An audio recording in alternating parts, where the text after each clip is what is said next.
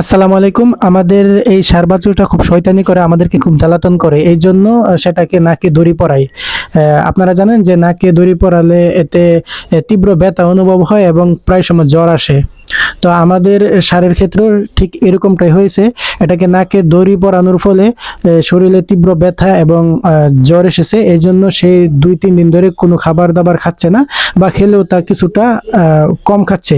এজন্য আপনারা ডাক্তারের কাছে যাওয়ার আগে বাড়িতে আপনি প্রধান যেই কাজটি করতে পারেন, যেহেতু তার শরীরের তাপমাত্রা কিছুটা বেড়ে গেছে, এইজন্য আপনারা সেটাকে বাড়িতে কিছু যত্নের মাধ্যমে আপনি সেটাকে কমিয়ে আনতে পারেন।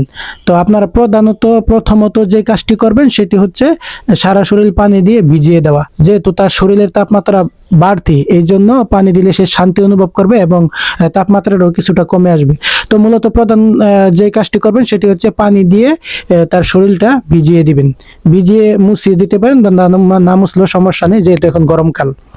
তো এভাবে করার পর যদি দেখছেন যে জ্বর কমছে না, তাহলে বাজারে অনেক ব্যথানাশক এবং জ্বরের ট্যাবলেট পাওয়া যায়। তার মধ্যে হচ্ছে ফার্স্ট বেড, PK5, এই ট্যাবলেটগুলো পাবেন, এগুলো এনে খাওয়াতে পারেন।